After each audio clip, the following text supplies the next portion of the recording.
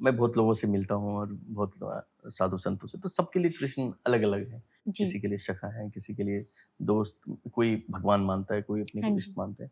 आपके लिए कृष्ण क्या है? मेरे लिए तो वैसे सब कुछ है, जी। मतलब कोई रिश्ता ऐसा नहीं है जो उनके साथ नहीं हो। लेकिन ब्रज की भक्ति के हिसाब से कृष्ण को जो हम हैं, वो माधुर्य रूप में मानते हैं। माधुर्य अच्छा। मतलब जैसे गोपी मानती थी, गोपी भाव जो रहता था हुँ, कि हुँ, कृष्ण हमारे प्रियतम हैं, हुँ, कृष्ण हमारे आराध्य हैं। हुँ। और हमारी मेरी बात करूँ तो हम विशेषकर राधा रानी की आराधना करते हैं। अच्छा। हमारी इष्ट राधा रानी है। पर राधा रानी के साथ उनके संग में कृष्ण है, इसलिए हम कृष्ण को भजते हैं। हुँ, पर मुख्य हमारी जो आराधिका है वो राधा राधा रानी। रानी है। मतलब एक होता है इसको हमारी भाषा में कहते हैं मंजरी भाव। हुँ, मंजरी भाव यही होता है कि वहाँ आप राधा कृष्ण को सब कुछ मान के उनकी सेवा करते हैं एज़ अ गोपी। हुँ, गोपी का एक अलग-अलग रूप होता है, सहचरी होता है, मंजरी होता है। तो मंजरी वाले भाव में आप का एक ही उद्देश्य होता है कि उन दोनों को सुख देना। तो ये खासकर ये हमारे ब्रज का भाव है, हुँ। मतलब आपको ऐसा और कहीं भी अच्छा। सुनने को नहीं मिलेगा। ये दिया था श्री चैतन्य महाप्रभु ने, जी। बंगाल से श्री चैतन्य महाप्रभु पधारे थे। तो उसमें हर एक जीवन का जो काम है, वो राधा कृष्ण को केंद्र मान के किया जाता है कि हम उनके लिए कर रहे हैं। हम जी भी रहे हैं तो उनके लिए, हम हुँ। कोई परिवार का पालन भी कर रहे हैं, तो हम हमें पता है कि ये सब करने के बाद लास्ट में उन्हीं के चरणों में हमें जाना है। चैतन्य महाप्रभु इस्कॉन की जिन्होंने हाँ स्थापना जी, की हाँ थी जी। ना? जी। इस्कॉन महाप्रभु की फ़िलॉसफ़ी को फ़ॉलो करता जी। है। तो वही महाप्रभु ने ये मंजरी भाव दिया था, हुँ, क्योंकि वो अपने आप को स्वयं भी रो-रो के ठाकुर जी को पुकारते थे।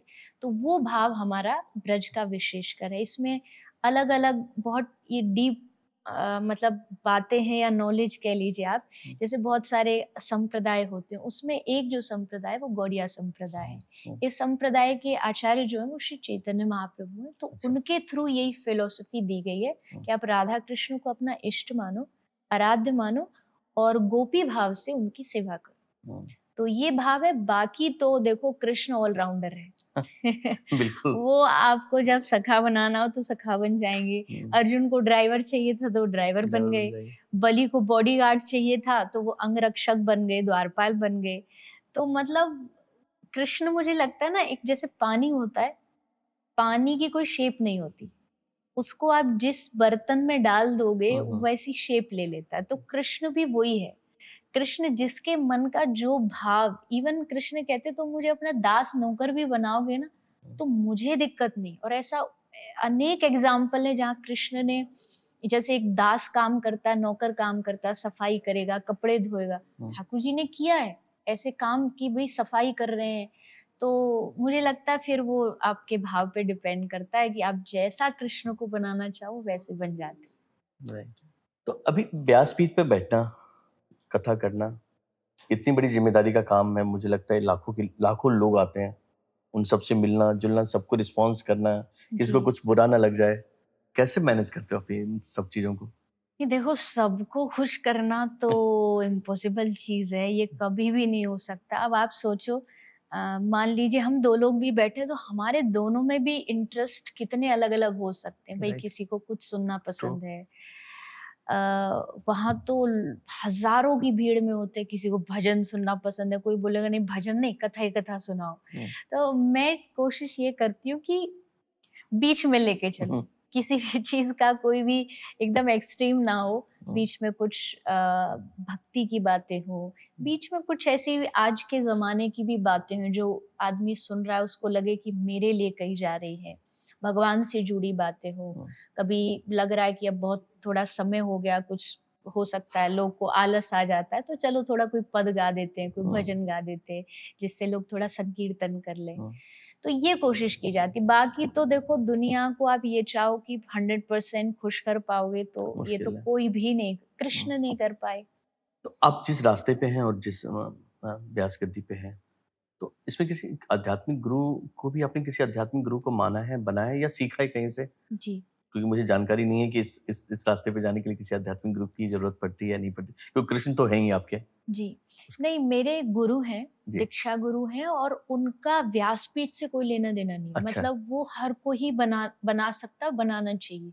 आम जो लोग हैं उसको भी जीवन में जैसे हम कहते हैं ना गुरु होना ही चाहिए। हुँ, हुँ। तो वो गुरु होने का मतलब ये है कि जैसे हमको पढ़ाई के लिए गुरु चाहिए होता जी, है, टीचर चाहिए होता है। अगर मुझे संगीत सीखना है तो एक गुरु चाहिए। हुँ। मुझे स्विमिंग सीखनी बिल्कुल, है, एक टीचर। ड्राइविंग सीखनी है, तो भक्ति सीखने के लिए भी एक मेंटर होना चाहिए, हुँ, गुरु होना चाहिए। तो उसके हिसाब से मेरी दीक्षा हुई है और वो दीक्षा का मतलब होता है गुरु कान में मंत्र देते हैं, कंठी बाँधते हैं, हुँ। आपको भक्ति मार्ग बताते हैं, रास्ता बताते हैं।